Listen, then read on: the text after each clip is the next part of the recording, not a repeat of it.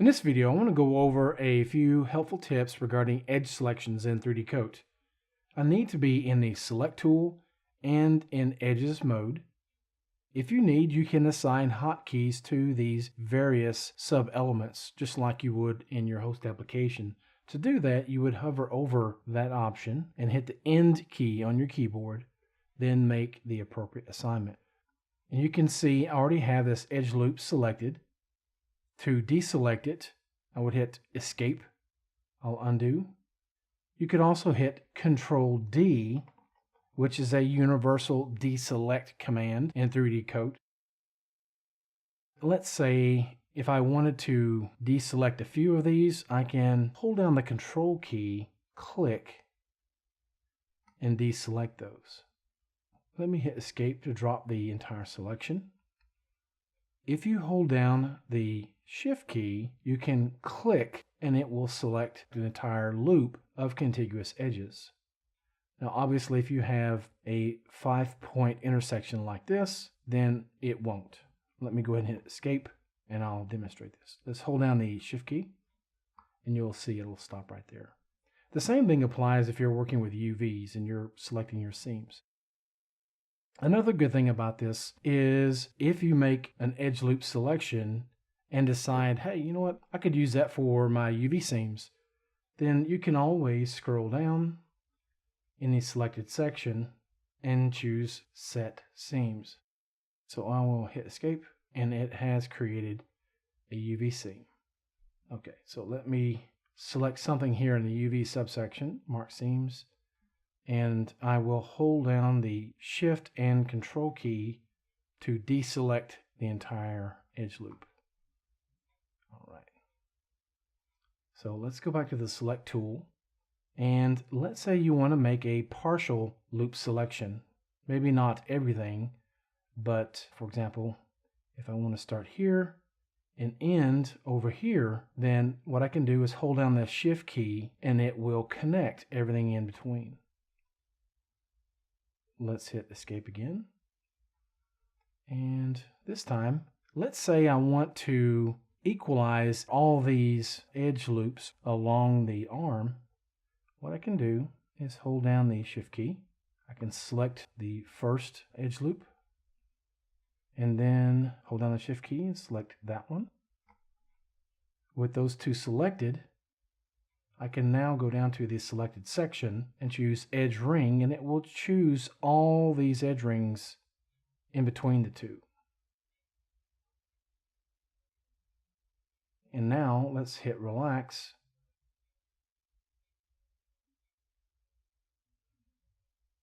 And it should evenly space all these as I continue clicking. Okay, let's hit Escape one more time. I'll hold down the Shift key and I can choose the Transform tool. If I click Main Axis, it will be aligned along the selection. Each time I come back to the Transform tool, if I want it to be aligned along the local axis, I can click Auto Fit in local space. And obviously I can transform it, but another thing I can do is I can actually begin to extrude, much like you would in 3ds Max. When you hold down the Shift key with an open edge selection like this, it will allow you to continue to extrude. You can either click Commit Extrusion or the Enter key. Let's go ahead and hit the Enter key. And now, when I extrude, it extrudes out an entirely new row of edges or new polygons.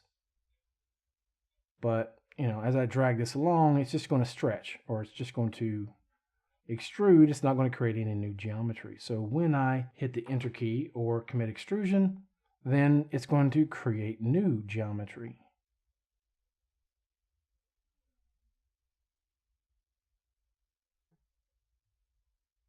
Okay, and again, I can hit the Enter key and just continue building geometry on the fly like this. If I hit Escape, it's going to drop the tool first, leave the selection behind. That way, if I need to use another tool with this, I can go ahead and do that. But if I want to completely remove this selection, I can hit the escape key. So let's undo a few times here to go back. Okay. Another thing you can do with edges, let me hit escape key, is you can use the slide edges tool to slide an individual edge, or if you hold down the control key, it will slide edge loops. If you want to delete entire edge loops, you can choose delete edges, and it works much the same way. So let me zoom in,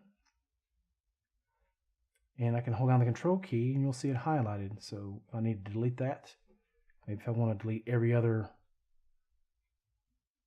edge loop, you can quickly clean up. Let me undo a few more times.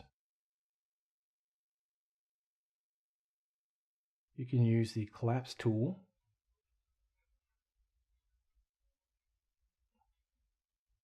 and you can see how that works. Let me undo. If I hold down the control key, just like I would with the slide edges or delete edges tool, it will allow me to basically collapse an entire row of edge rings. So that's another way to quickly optimize your model.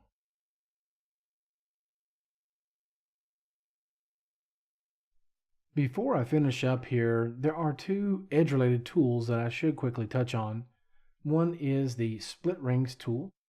You can hover wherever you would like to split a row of edges to create an edge loop.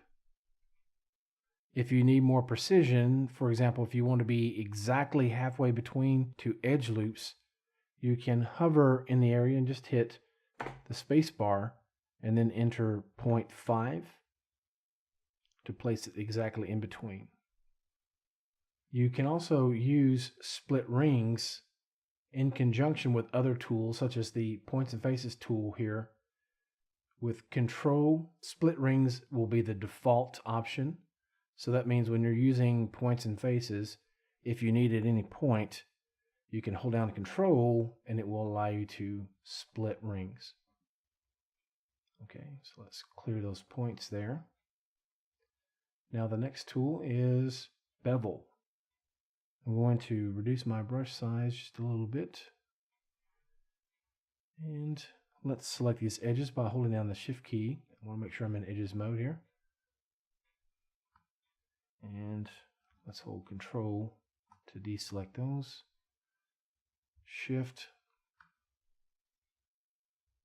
and shift. Oops.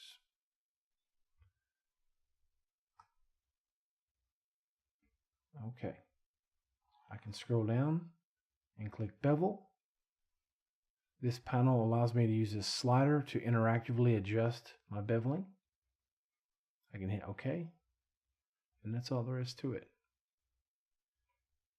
And that's going to conclude this overview of edge-related tools and selections. Thank you for watching. We'll see you next time.